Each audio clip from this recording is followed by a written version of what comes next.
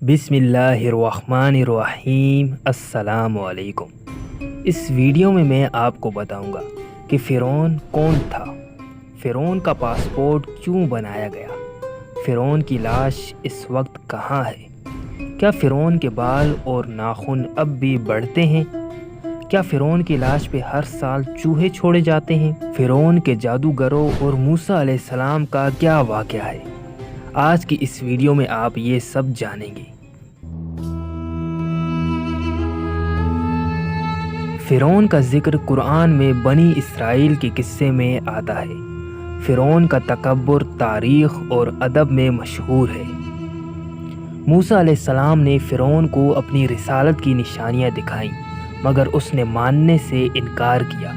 جب بنی اسرائیل کو اللہ نے آزاد کیا اور جزیرہ نمائے سینا کی طرف لے گئے تو بالآخر فرعون پانی میں ڈوب کر مر گیا، مگر اس کا اللہ کے عذاب سے کوئی بچاؤ نہ رہا۔ اس کا گناہ تھا کہ اس نے اپنے آپ کو خدا کے برابر سمجھا، اور اس کے نتیجے میں اللہ نے اس کو آنے والی نسلوں کے لیے عبرت کا نشان بنا دیا۔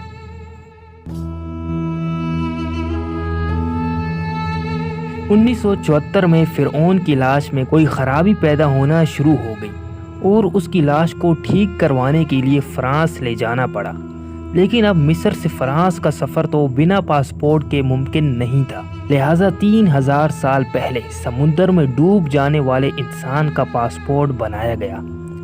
یہ جو اس وقت اسکرین پہ آپ کو تصویر دکھ رہی ہے، یہ دنیا کے پرانے آدمی کا پاسپورٹ ہے، اور فرعون کا پاسپورٹ نمبر بھی ہے A177588024۔ یہ پاسپورٹ 9 مئی 1974 میں جاری کیا گیا اور یہ 1981 میں ایکسپائر بھی ہو گیا۔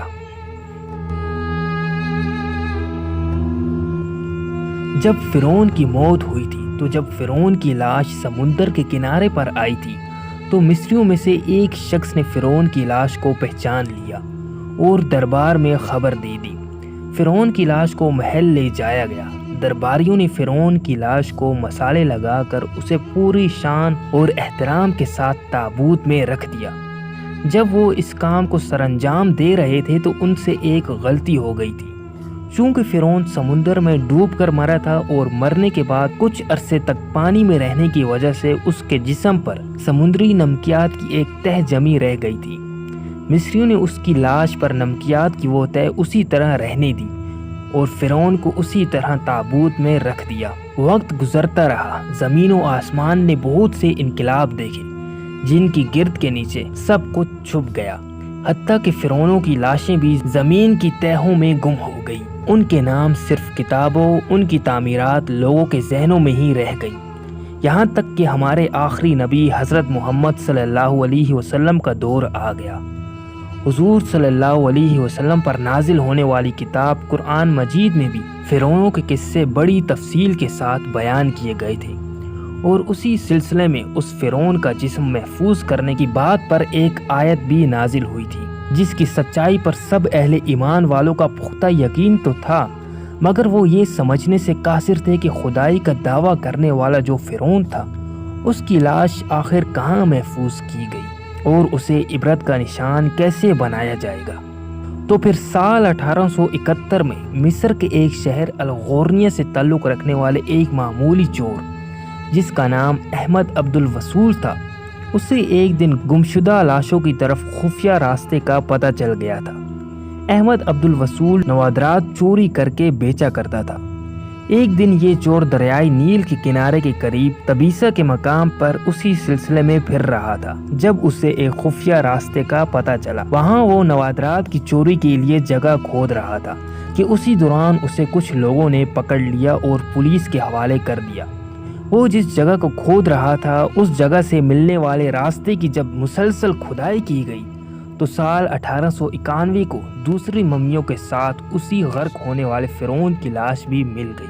اس کے کفن پر سینے کے مقام پر اس کا نام لکھا ہوا تھا۔ ان ممیوں کو ماہرین قاہرہ لے گئے۔ جب ان ممیوں کا تفصیل سے جائزہ لیا گیا تو فرعون والی ممی پر جمی نمکیات کی تہ سے تصدیق ہو گئی کہ یہ وہی فرعون ہے جس کی موت سمندر میں ہوئی تھی۔ چونکہ فرعون اکیلا نہیں مرا تھا، اس کے ساتھ اس کے کچھ سپاہی بھی تھے تو یہ ایک بہت بڑا واقعہ تھا۔ اس کی تصدیق کے لیے دنیا بھر کے ماہرین آثار قدیمہ اور سائنسدان مصر کی طرف جانے لگے۔ مختلف سائنسی ٹیسٹ کرنے کے بعد دنیا بھر کے سائنسدانوں نے تصدیق کر دی کہ دوسری سب لاشوں کی نسبت صرف فرعون کی لاش پر ہی سمندری نمکیات کی تہ جمی ہوئی تھی۔ اس تصدیق کے بعد اسے فرعون کی لاش قرار دے کر مصر کے عجائب گھر میں محفوظ کر دیا گیا۔ اسے مصر کے عجائب گھر میں نمائش کے لیے رکھا گیا ہے اور آج بھی اس کی لاش مصر کے ایک عجائب گھر میں موجود ہے، جسے دیکھنے کے لیے لوگ آتے جاتے رہتے ہیں۔ آپ نے کئی بار سنا ہوگا کہ فرعون کے بال اور ناخن جب بڑھتے ہیں تو انہیں کاٹ دیا جاتا ہے۔ پہلی بات تو یہ ہے کہ فرعون کے کوئی بال، ناخن وغیرہ نہیں بڑھتے، یہ بس لوگوں کی بنائی گئی کہانیاں ہیں۔ ہاں، اتنی بات صحیح ہے کہ جو پرانی ممیز تھی ان کے جو بال تھے وہ باقی ہیں، ان کے بال اور ناخن تھوڑے تھوڑے رہ گئے تھے، وہ ابھی تک صحیح و سلامت ہیں، لیکن نہ ان کے بالوں کی ہائٹ بڑھتی ہے اور نہ کم ہوتی ہے۔ یہ جو آپ ممی کے بال دیکھ رہے ہیں، اس ممی کو جب تلاش کیا گیا تو اس کے بال اتنے ہی تھے اور آج تک اس کے بال نہیں بڑھے۔ فرعون کے بال بھی صحیح و سلامت ہیں، اسے دیکھنے سے ایسا لگتا ہے کہ یہ ممی نہیں بلکہ ایک تازہ لاش ہے۔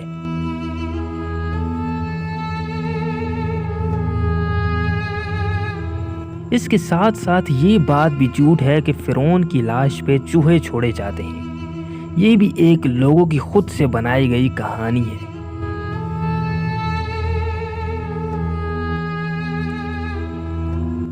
اللہ نے جب حضرت موسیٰ علیہ السلام کو مصر جانے کا کہا تو حضرت موسیٰ علیہ السلام اپنے خاندان کے ساتھ مصر کی جانب روانہ ہو گئے۔ وہ بہت دنوں تک سفر کرتے رہے اور آخر کار مصر پہنچ گئے۔ جب حضرت موسیٰ علیہ السلام شہر کے باہری حصے میں پہنچے تو ان کے بھائی ہارون ان کا انتظار کر رہے تھے۔ ہارون بھی ایک پیغمبر تھے، ان کو اللہ کی طرف سے ایک خواب آیا تھا۔ اس خواب میں انہوں نے دیکھا کہ ان کا چھوٹا بھائی جلد ہی مصر آئے گا اور اسرائیلیوں کو آزاد کروائے گا۔ جب موسیٰ علیہ السلام کو یہ احساس ہوا کہ یہ ان کا بھائی ہے تو ان کی آنکھیں نم ہو گئی۔ دونوں بھائی فرعون کے محل کی جانب بڑھے۔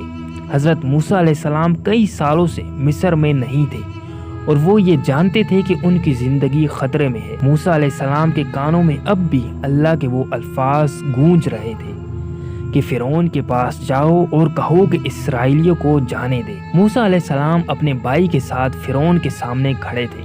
موسیٰ علیہ السلام نے سب سے پہلے فرعون سے اللہ اور اس کی رحمت کی بات کی، لیکن فرعون نے سننے سے انکار کر دیا کیونکہ وہ اپنے آپ کو ہی خدا مانتا تھا۔ اس نے موسیٰ علیہ السلام کے بیان کو حقارت سے سنا۔ اس نے سوچا کہ یہ پاگل ہو گیا ہے کہ یہ میرے مرتبے پر سوال اٹھا رہا ہے۔ اللہ کا پیغام مکمل ہونے کے بعد فرعون نے موسیٰ سے پوچھا کہ تم چاہتے کیا ہو؟ حضرت موسیٰ نے جواب دیا کہ میں چاہتا ہوں تم اسرائیل کے لوگوں کو ہمارے ساتھ بھیج دو۔